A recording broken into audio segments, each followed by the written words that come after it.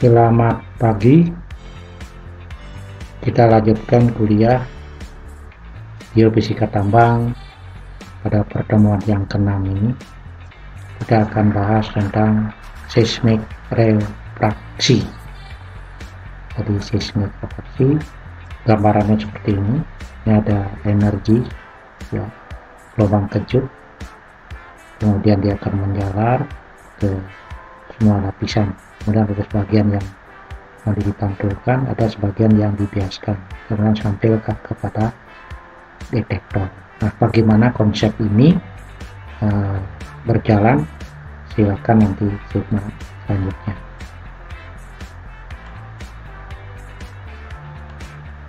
Metode seismik merupakan salah satu metode yang sangat penting dan banyak dipakai di dalam teknik geofisika.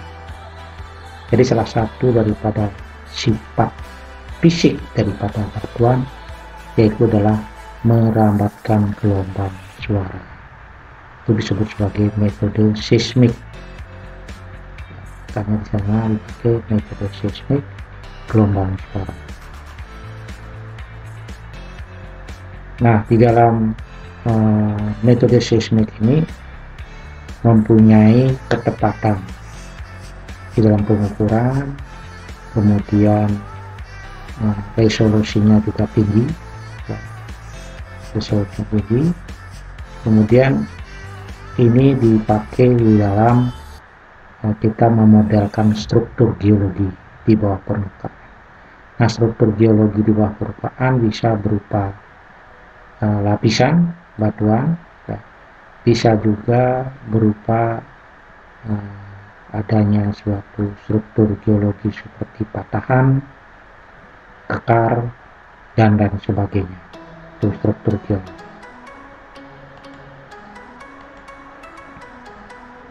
Nah, metode seismik ini dikategorikan ke dalam dua bagian besar. Jadi seismik, jadi gelombang kejut, gelombang suara, itu gelombang suara yang kita berikan kepada batuan, sehingga nanti di sana ada dua kejadian yang terjadi, yang dibagi menjadi dua bagian besar, yaitu ada yang dibiaskan, jadi ada gelombang suara yang dibiaskan, dan ada gelombang suara yang dipantulkan. Ya. Jadi ada gelombang yang dibiaskan dan ada gelombang yang dipantulkan. Jadi reflektif dan reflektif dan refraktif. Jadi yang ini adalah yang dibiaskan, kemudian yang ini adalah gelombang yang dipantulkan. Jadi ada dua nanti akan terjadi kalau kita memberikan aksi berupa suara gitu ya, kepada batuan yang akan kita selidiki, jenis apa, struktur geologi apa ada yang di bawah. Kemudian ini seismik ini sangat efektif dalam rangka untuk menentukan struktur geologi di bawah permukaan, tapi yang relatif dangkal, seperti umpamanya dari batuan lapisan berapa, ada berapa lapisan, kedalamannya berapa, apakah kemudian ada patahan, apakah ada sesar, ya. Itu yang akan kita ketahui dengan menggunakan gelombang suara. Oke. Jadi dangkal, sedangkan untuk yang refleksi, jadi yang pantul untuk struktur geologi yang dalam. Ya. Jadi yang pantul untuk struktur geologi dalam, kemudian yang bias itu adalah untuk yang dangkal.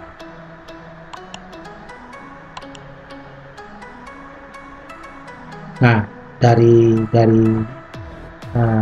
teknik seismik dapat digambarkan sebagai berikut. ya, dapat digambarkan sebagai berikut. Ya, ini adalah kita ada struktur batuan di bawah permukaan gitu ya, bawah permukaan. Kemudian ini adalah kita memberikan suatu gelombang, ya, gelombang suara berupa pukulan ataupun ledakan. Ini akan gelombang suara itu akan menyebar di bawah permukaan. Begitu dia sampai ke bidang perlapisan, nanti ada yang dibiaskan, ya, yang biaskan, ada nanti yang dipantulkan, yang biaskan, kemudian ada yang dipantulkan, yang biaskan dan ada yang dipantulkan. Itu. Jadi ini suatu gelombang suara kita berikan, ya, gelombang sebagai sumber gelombang dibangkitkan. Di sini bisa berupa ledakan, bisa berupa pukulan, ya, bisa berupa hentakan, sehingga ini akan dirambatkan segala arah. Jadi gelombang seismik terjadi akan di dalam segala arah akan diteruskan. Nah, begitu dia menemukan suatu bidang perlapisan yang berbeda elastisitas, yang berbeda densitasnya, dia akan sebagian akan dibiaskan dan ada sebagian yang dipantulkan. Nih, dipantulkan dan ada yang diteruskan dan ada yang dibiaskan. Dipantulkan dan ada yang dibiaskan.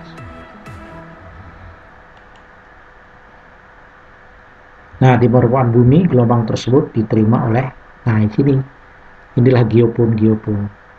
Jadi nanti di sini kita letakkan geopon dengan jarak-jarak tertentu, ya, jarak tertentu ini sama, sehingga nanti gelombang bias maupun yang pantul akan diterima oleh geopon yang ada di sini.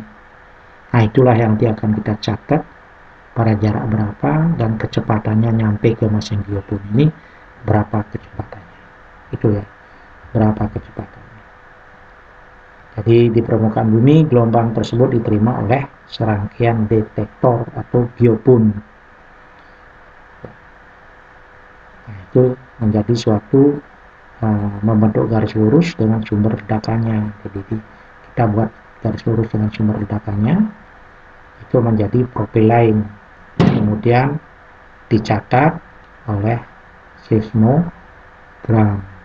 Seismogram akan mencatat berapa besarnya dan waktunya berapa. Dengan mengetahui waktu tempuh, jadi waktu tempuh dan jarak antar geopon dan sumber ledakan, struktur lapisan geologi di bawah permukaan dapat dikirakan berdasarkan kecepatan merambatkan gelombang suara. Jadi nanti setiap batuan dia mempunyai sifat-sifat merambatkan gelombang suara. Nah, dari sanalah kita akan bisa mendeteksi bahwa di bawah sini akan ada batuan apa.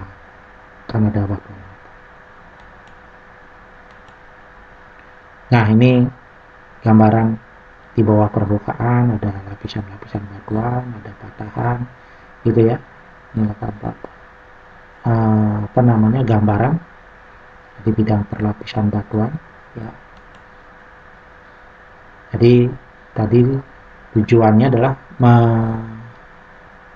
mendeteksi struktur di bidang perlapisan antara batuan dengan lain, juga mendeteksi struktur geologi berupa patahan, sesar, itu yang relatif dangkal.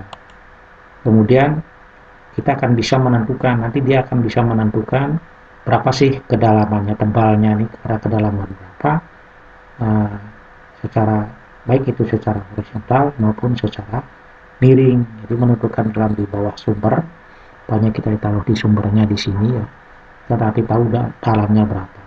Ya, baik itu batuan nanti yang horizontal maupun lapisan yang sifatnya miring. Itu.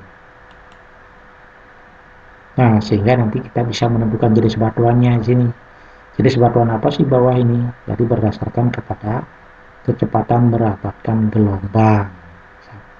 Itu berdasarkan kepada kecepatan merambatkan gelombang. itulah kita bisa menentukan jenis batuan yang di bawah. Nah, dasar teorinya itu ada beberapa. Yang pertama, menurut konsep Fermat atau ajas Fermat. Jadi ajas Fermat mengatakan bahwa gelombang menjalar dari satu titik ke titik lain melalui jalan tersingkat. Jadi gelombang itu akan menjalar dari satu titik ke titik lain mencari jalur atau jalan yang tersingkat. Jadi waktu yang paling singkat. Itu ya, itu ajas Fermat. Kemudian prinsip Huygens, titik-titik yang dilewati gelombang akan menjadi sumber gelombang baru. Jadi setiap titik yang dilalui oleh gelombang suara itu, dia menjadi sumber gelombang baru. Nah, sehingga peron gelombang yang menjalar menjauhi sumber adalah superposisi peron gelombang yang dihasilkan oleh sumber gelombang baru tersebut. Itu prinsip ini harus diingat-ingat ini. Ada prinsip Fermat, dia akan menjalar dari satu titik ke titik yang lain mencari jalur yang tersingkat. Jadi gelombang itu akan menjalar, setiap yang dilaluinya itu akan menjadi sumber gelombang baru. Jadi kan menjadi sumber gelombang baru dan menjadi superposisi peron gelombang yang dihasilkan oleh gelombang baru tersebut. Terus teori dasarnya selanjutnya adalah sudut kritis. Sudut kritis yaitu sudut datang yang menghasilkan gelombang bias sejajar dengan bidang batas. Jadi sejajar dengan bidang batas ini. Jadi inilah sumber ledakan, sumber suara gitu ya, sumber ledakan, pukulan itu suara. Kemudian ini kan dia akan merambat kemari. Diambil salah satunya, biasanya kan semua itu ambil salah satunya. Begitu sampai titik ini, ya, dia akan dibiaskan sejajar dengan bidang perlapisannya. Ini adalah batuan di bawahnya, di atasnya dengan kecepatan yang di atas P1, yang di bawah P2. Jadi dia akan dibiaskan sejajar dengan bidang perlapisannya. Di bidang batas antara batuan di atas dengan batuan di bawahnya itu sejajar. Itu biasanya R-nya ini R, ini normal. Ya. R-nya itu sudut biasnya adalah membentuk 90 derajat. Ini disebut sebagai sudut kritis. Jadi critical refractive ray. Jadi sudut kritis, ya, sudut kritis. Itu ya. Oke. Kemudian prinsip teori yang lain yaitu akan dia memenuhi prinsip atau hukum Snellius. Hukum Snellius. Gelombang akan dipantulkan dan dibiaskan pada bidang batas antara dua medium menurut persamaan. Hukum Snellius kan sin I, jadi sudut datang, per sin R adalah sudut sin I per sin R sama dengan sin P1 per sin P2. Jadi I ini adalah sudut datang, R adalah sudut pantul, itu bias, P1 adalah kecepatan rambat gelombang di medium 1, dan P2 adalah kecepatan rambat gelombang di medium 2. Nah ini adalah sudut datang, ini normalnya, sudut datang. Kemudian sudut biasnya R, yang ini sudut biasnya adalah R. Jadi sin I per sin R sama dengan sin P1 per sin P2. Sin P1 per sin P2. Ini. Sin P1 per sin P2. Di sini adalah kecepatan rambat gelombang di medium 2. Ini adalah kecepatan rambat gelombang di medium 1 di atasnya. Itu ya, atasnya. Di mana I adalah sudut datang, R adalah sudut bias, P1 adalah kecepatan gelombang pada medium 1, P itulah kecepatan gelombang pada medium 2. Oke, asumsi dasar. Ada tadi dasar teorinya Gajah-Sparma, Huygens, kemudian apalagi hukum Snellius, ya, hukum Snellius. Oke, kita lanjutkan, yaitu sekarang asumsi dasar. Nah, ini adalah saya anggap adalah lapisan batuan. Ya, di lapisan batuan, lapisan batuan di atas, di tengah, di bawah. Itu anggap aja berbagai anggapan dipakai untuk medium bawah permukaan bumi. Jadi untuk ini dalam medium bawah bumi, batuan di bawah bumi. Antara lain adalah berlapis-lapis, jadi berlapis-lapis, sehingga dia akan merambatkan gelombang sesuai dengan batuan yang ada di sini. Ya, itu merapatkan gelombang pada sesuai batuan di sini. Nah, tentunya semakin bertambah kedalaman batuan itu adalah semakin kompak. Dengan semakin dalam batuannya dia semakin kompak. Asumsinya bahwa ada tekanan dari atasnya, sehingga batuan yang di bawah ini akan menjadi lebih kompak. Karena dia lebih kompak, nanti tentunya kecepatannya semakin ke bawah, semakin cepat rambat gelombang suara, semakin cepat rambat gelombang suara. Sedangkan anggapan yang dipakai untuk menjalankan gelombang seismik itu adalah panjang gelombang seismik lebih kecil daripada ketebalan lapisan bumi. Jadi lebih kecil banget. Hal ini memungkinkan setiap lapisan bumi akan terdeteksi. Jadi gelombang seismik itu lebih kecil, panjang gelombang seismik lebih kecil daripada ketebalannya panjang gelombang, ya. Hal ini memungkinkan setiap lapisan bumi akan terdeteksi. Kemudian gelombang seismik dipandang sebagai sinar seismik. Gelombang seismik seperti sinar seismik, ya, yang memenuhi hukum Snellius dan prinsip Huygens. Ya. Kemudian pada bidang batas antar lapisan, gelombang seismik menjalar dengan kecepatan gelombang pada lapisan di bawahnya. Jadi tadi kan sudah dikatakan bahwa semakin ke bawah batuan itu adalah semakin padat.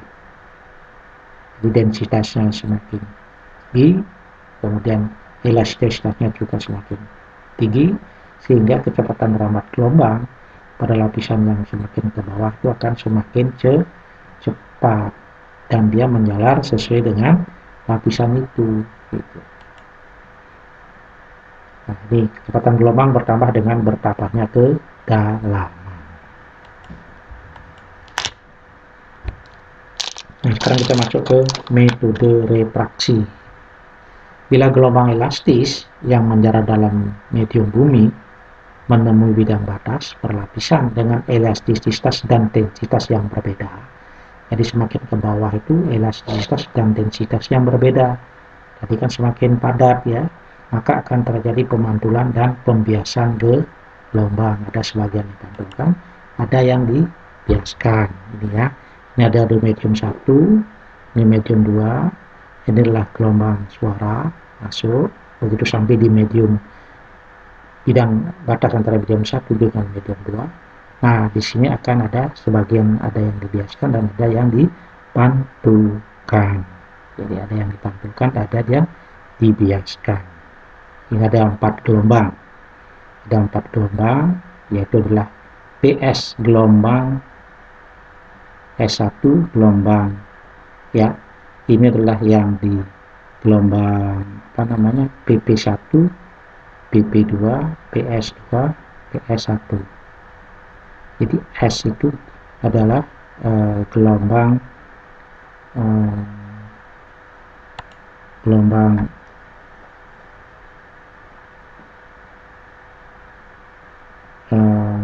yang ada gelombang itu kan ada gelombang longitudinal dan ada gelombang transversal, gitu, ya. Ada gelombang di 4 gelombang. Jadi ada yang dipantulkan, ada 2 gelombang juga, gelombang longitudinal yang stereotip mendatar, dan gelombang transversal. Transversal itu adalah yang tegak lurus, jadi gelombangnya bergelombang begitu. Tapi kalau longitudinal begini tanda-tandanya, ya, gelombang longitudinal. Jadi nanti yang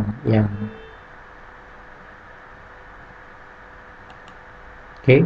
Nah, dari hukum Snellius P1 PP1 per sin 1 sama dengan PP1 per sin QP, ya, sama dengan PS1 per sin QS, ya, sama dengan PS P2 per sin RP, sama dengan PS2 per sin RS.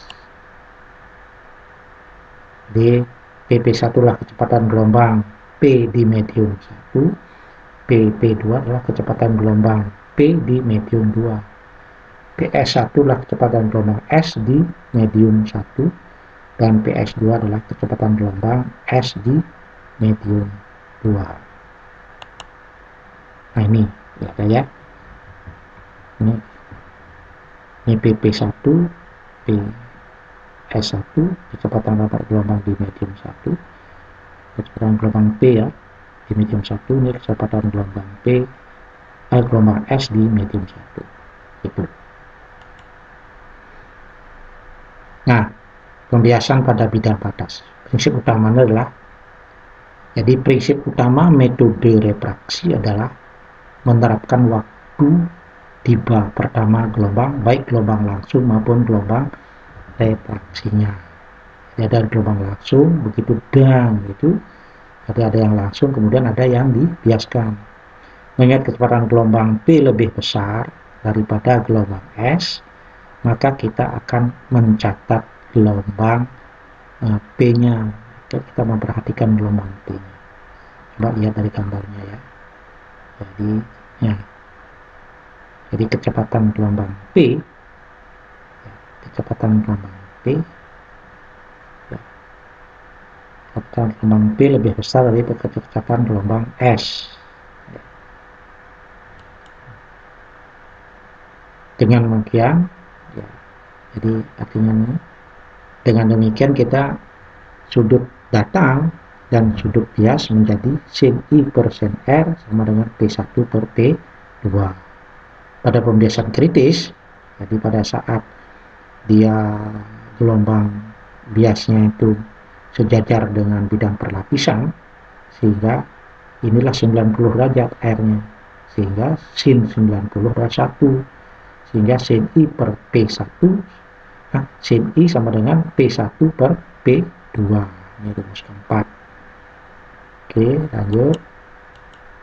Nah, gambar 2 menunjukkan bahwa memperlihatkan gelombang dari sumber S menjalar pada medium P1, dibiaskan kritis pada titik A, sehingga menjalar pada bidang batas lapisan.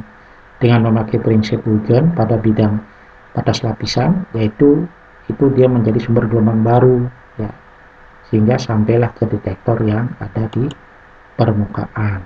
Ya, ini saya begitu dia menjalar kemari, dia akan menjadi sumber gelombang baru, sebagian akan dibawa kemana. Begitu kita meletakkan di sini, kita meletakkan detektornya atau geoponnya, ponnya kita pas yang di sini akan dipantulkan ke sana. Ya, dirambatkan ke sana, catat ya berapa waktunya akan tiba. Itu. Jadi gelombang yang dibiaskan di bidang batas yang datang pertama kali di titik P pada bidang batas di atasnya adalah gelombang yang dibiaskan dengan sudut datang kritis. Jadi gelombang yang dibiaskan di bidang batas datang pertama kali di titik P. Ya, titik P pada bidang batas di atasnya adalah gelombang yang dibiaskan dengan sudut kritis. Yang dibiaskan dengan sudut kritis ini menjadi sumber gelombang baru. Nah, kalau lihat sekarang triple time gelombang langsung, bias dan pantul. Triple time-nya. Ini ada yang dipantulkan, ini gelombang pantul. Kemudian ini adalah gelombang dibiaskan. Ini adalah gelombang langsung. Ya. Gelombang langsung. Tadi apa tadi yang di sini? Jadi yang paling cepat diterima adalah gelombang apa tadi?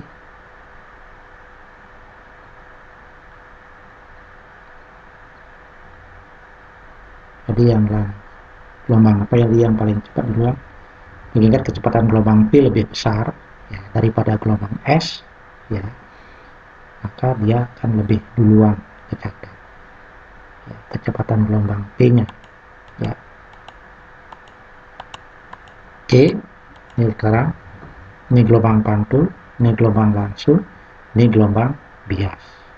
Gambar hubungan dari jarak dan waktu tempuh gelombang langsung dan bias dan pantul ya. Ini lihat jarak relatif dekat ya, baca pada jarak yang relatif dekat, X-nya dekat ya. Jadi yang pertama tiba adalah gelombang apa? Ini langsungnya TL nih. Ya kan pada jarak sini dia duluan. Baru TB-nya, biasnya. Ya, dari detiknya ini duluan, baru TB-nya, baru TP-nya. Dengan TL, TB, dan TP berurut adalah waktu tempuh gelombang langsung bias dan gelombang pantul. Ya, gelombang pantul.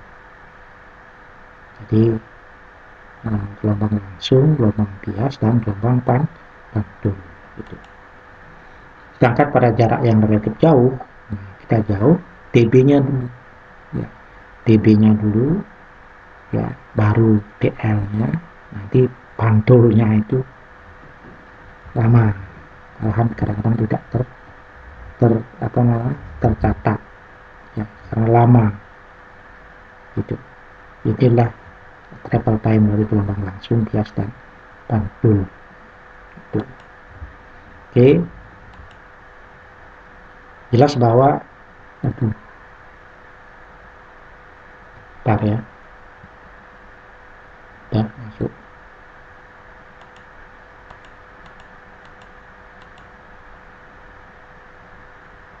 Nah, jelas bahwa gelombang pantul akan sampai di titik penerima di titik penerima dengan waktu yang paling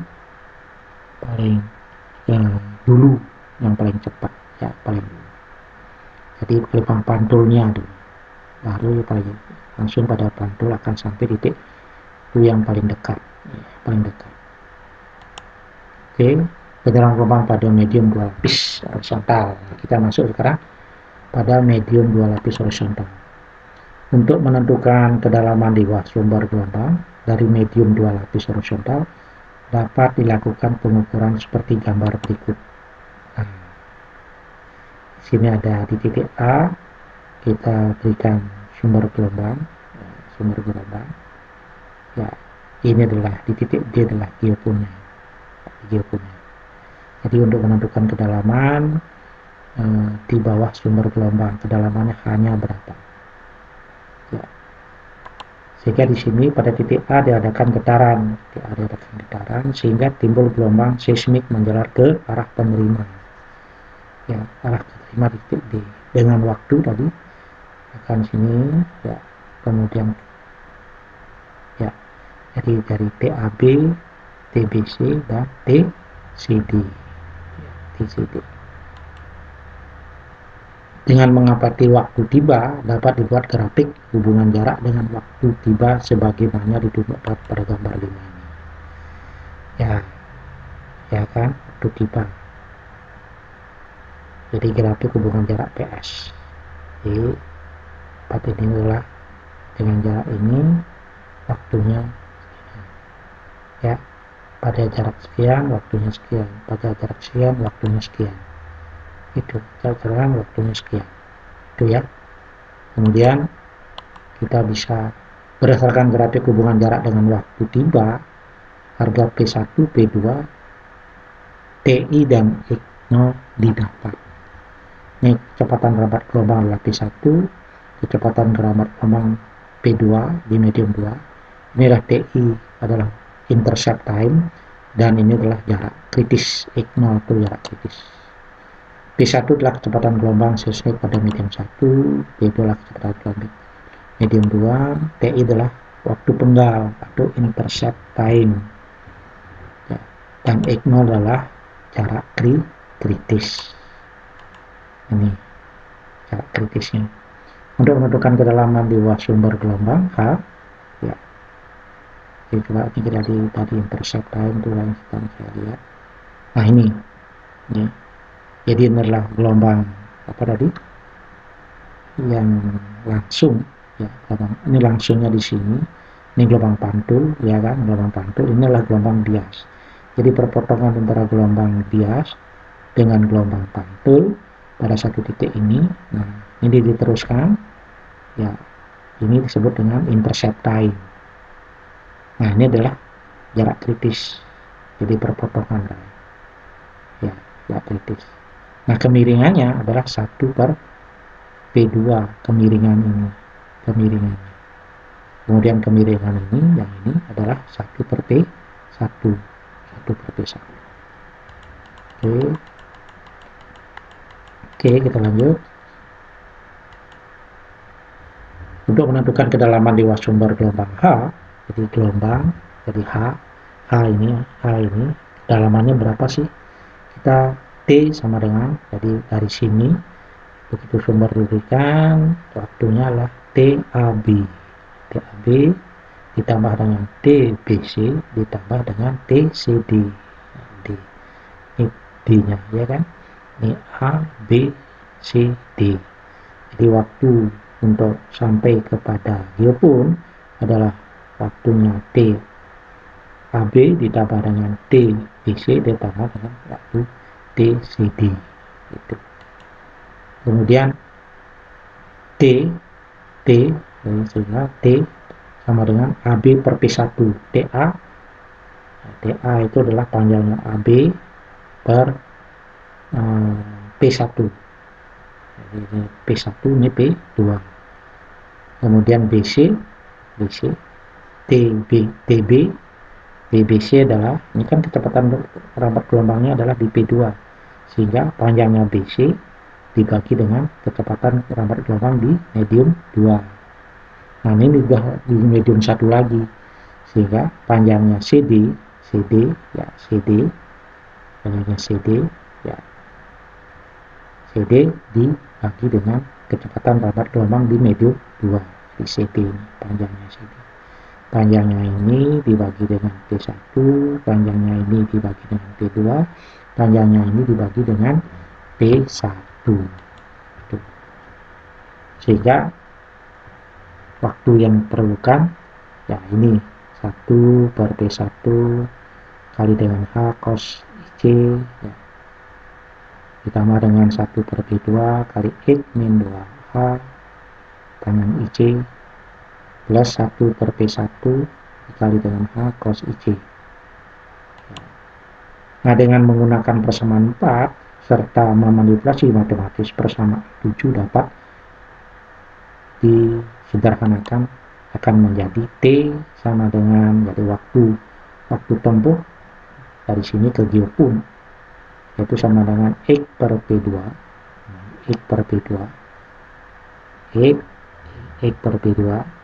ditambah dengan 2H per P1 kali P2 dikali dengan akar, kan setengah ini, akar dikali dengan akar dari P2 kuadrat min P1 kuadrat, atau dikali dengan P2 kuadrat min P1 kuadrat dipangkat setengah, jadi dikurung ini pangkat setengah, artinya sama dengan akar dari P2 kuadrat min P1 kuadrat.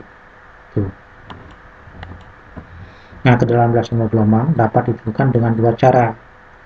Jadi ini kita dapat tentukan dengan dua cara. Ya. Dengan dua cara berdasarkan dengan waktu penggal intercept time. Nah, ini dapat ditentukan dengan waktu penggal intercept time-nya. Ya, ini intercept time, berdasarkan intercept time. Kemudian dari persamaan 8 intercept time berarti X-nya itu 0. Pada saat X-nya 0 ya, maka T sama dengan TI. T sama dengan TI pada saat X-nya 0.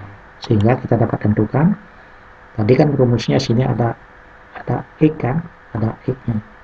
Ini ada X-nya. Nah, ini X-nya. X-nya jadi 0.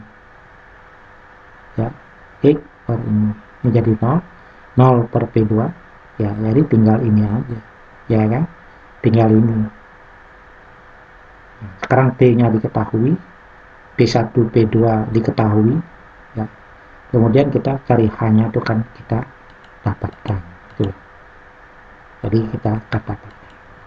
Sehingga ini kita dapatkan T sama dengan 2H per P1 P2 dikali dengan akar dari P2 kuadrat min P1 kuadrat. Ya. Kita dapatkan atau H-nya, ya ini kan T-nya waktu saat menggunakan intercept time. Ini jangan TI. Berapa ini intercept time-nya ini? Berapa panjangnya? Nah, tinggal masukkan, ya kan? P1 dapat, P2 dapat, udah kita dapatkan kedalaman. Ya, ini kita shortnya kedalaman ini kita akan dapatkan. Ya, kedalaman itu ketebalan lapisan di medium 1. Itu ketebalan lapisan medium 1. Nah, sekarang kalau berdasarkan kepada jarak kritisnya,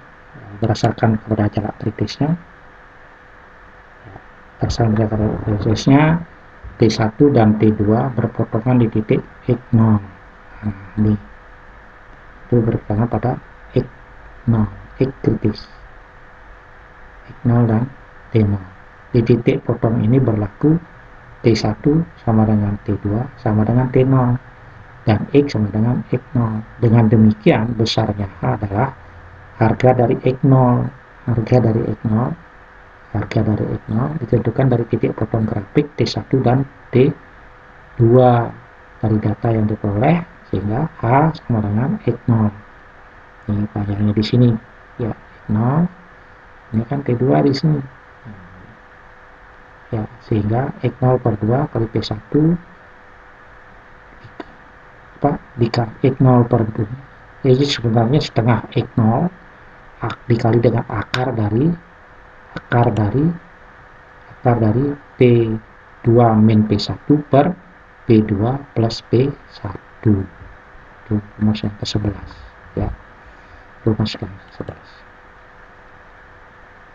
Oke, ini penjarahan gelombang pada medium 3 lapis. Tadi 2 lapis, ini 3 lapis. 3 lapis, kemari dan menjalar ke sana dijalarkan. Ini juga ini akan menjadi sumber gelombang baru lagi, pas di sini dia akan menjadi 1. Oke ya, gelombang 3 lapis. Oke, ini mungkin Anda silahkan nanti pelajarin ini semuanya, lapisan miring bagaimana, ya, lapisan miring bagaimana, sehingga nanti kita bisa menentukan. Nah, ini adalah kecepatan merambat gelombang primer suatu batuan. Dari sanalah kita bisa menentukan kalau dia tanahnya bernama aluvial, kecepatan gelombangnya adalah 500 sampai 2100, kita dapatkan meter per detik, itu ya aluvial, ya. Kalau Lampung dari 1100 sampai 2500, itu tanah yang los 300 sampai 600. Kalau dia berupa pasir 200 sampai 2000. Kapal berat itu 400 sampai 1000. Kalau berupa batu, uang itu batu granit, abu, batu pasir, sepi gitu ya. Inilah kecepatan meter per detik.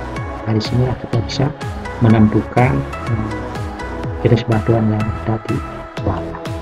Oke, mungkin materi dari saya akhiri demikian dan selamat pagi.